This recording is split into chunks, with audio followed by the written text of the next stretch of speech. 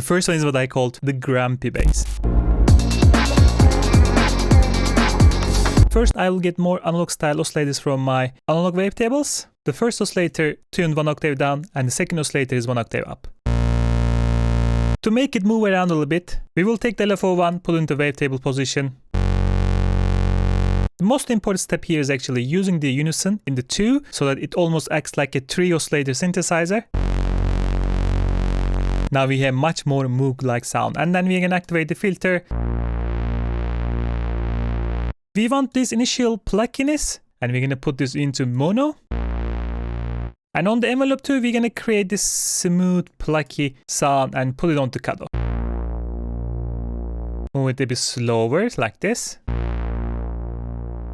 To make this even more analog sounding, we're going to activate the noise, and then we're going to go to cutoff and modulation source, and then we're going to pick that noise. So pay attention how the filter gets unstable and creates filter noise when I increase this.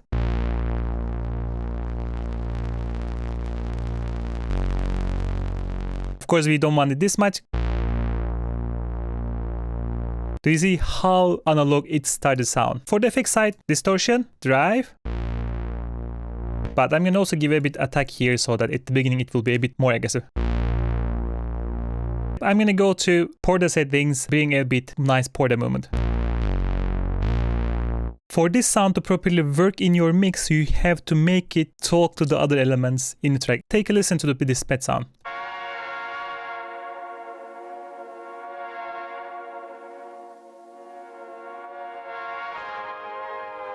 And we will simulate this one with the bass by playing the cutoff filter, going up and down. Take a look how bass reacts. Go down, down, down. Bring down. Now up. See how everything has its own harmony and follows together. And if we take a look at all together now.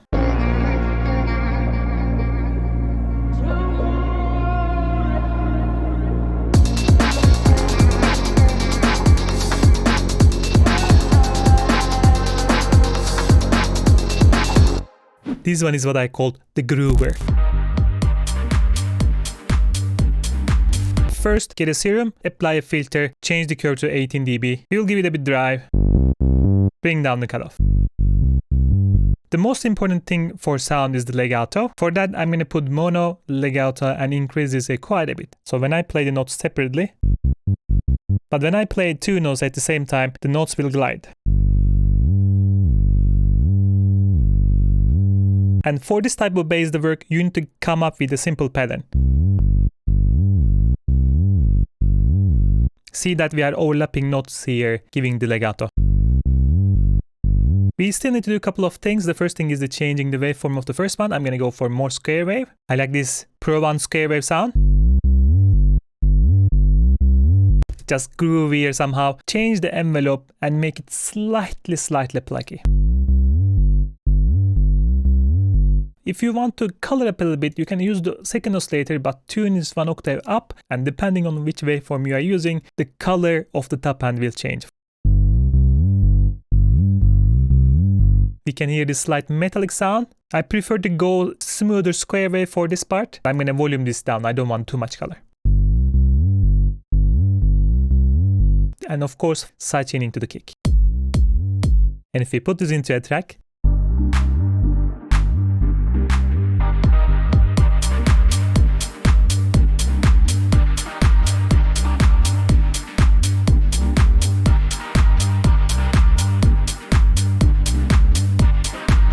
time to make the sub bass that everybody died for, the stereo sub.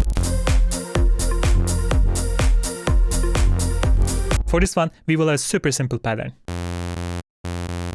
Before I start even sound design, I will put a saturator there because any small changes that we will make will have a huge impact on how the saturator reacts.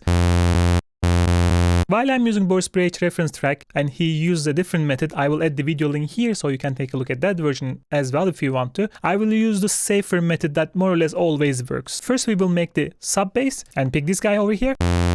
Tune it 1 octave down and put a nice 24 dB filter. Fix is the envelope 1. Make it quite tight so we can let this initial hit drive the saturator.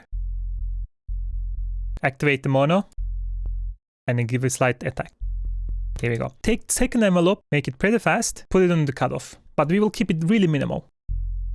Give a slight resonance. This sound is still mono, right? We need to make it stereo. And stereo information comes from the oscillator B. I'm gonna pick the same waveform. And unison, I'm gonna go like 7. If you use more voice in unison, it will make it more stable. Send it to filter as well. Now you can hear the stereo information on the bass. To make it even tighter, turn off the compressor. Just grab that initial attack that we created. But the most important thing is actually on the equalizer. Make another envelope, envelope 3, make it really tight and put it onto the gain, and then we'll put in the bell mode. We're gonna put it somewhere around here. This will give this initial Phat sound. And there is 2 more things. The first thing is EQ, those pops will disappear. And the final security for your bass is actually putting a utility, putting it to mono mode and bringing down to 60 to 100 depending on how you feel. Final sidechain in the kick. And all together.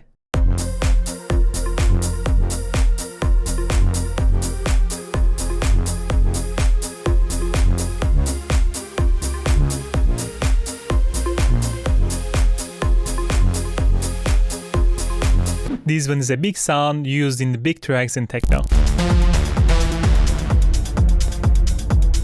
We'll start with activating both oscillators, and we have 2 sawtooths here. The first trick is picking LFO2 and modulating the LFO position, so this will start moving.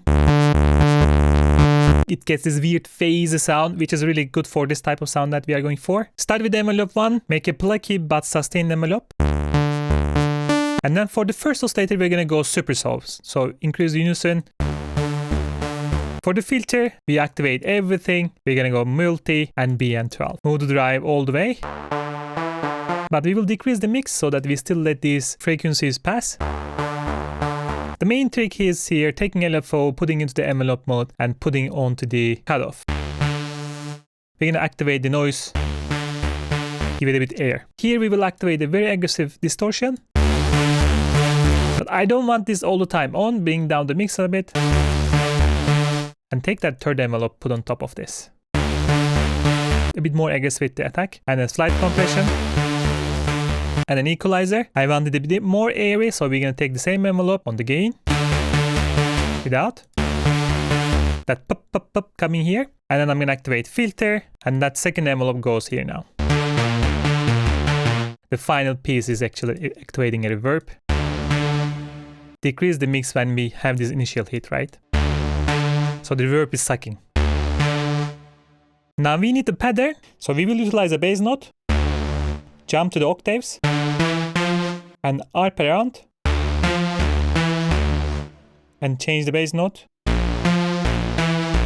So it looks something like this in Ableton. And the final piece actually duplicating this, using the same settings but changing the clap.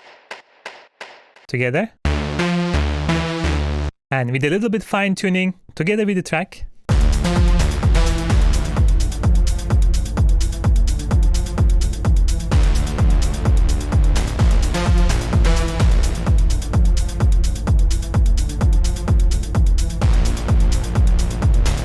Next one on the line, the ARP bass.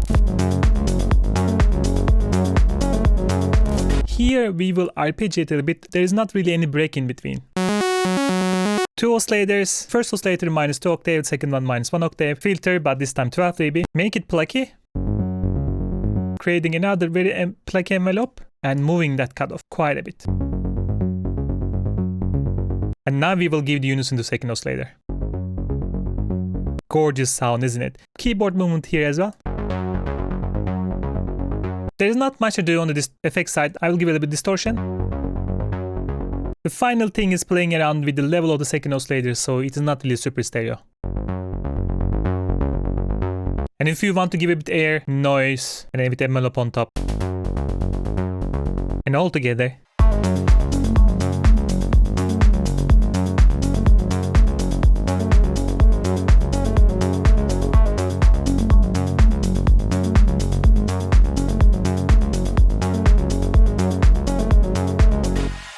This is one of the most classic synth bass sound. Good to see you here, kid. You gotta just go for it. Activate both oscillators. The second one is 1 octave up. We will fine tune them a little bit up and down. We have this weird phasing going on. And then low pass filter 24. The main trick is really increasing the resonance. Driving a bit. Giving a keyboard. So it opens up. The volume envelope, slightly plucky but still smooth. Mono activated. And the second will be quite plucky to the cutoff. A slight saturation from the tube distortion. One nice color trick is actually adding a flanger. Add this really nice old school character and slight boost to mid-highs. For the pattern, we will think like a bass player. So we will go something like this. Not overplaying it, but moving around the notes a little bit. And final touch is sending it to the reverb delay chain. Giving this lo-fi feel. And you can always layer it with a sub bass if you need that. In this case, I add this sub, the same notes. It depends on what you need. And all together. You see here, kid? You gotta just go for it. Don't think about what comes after or what came before.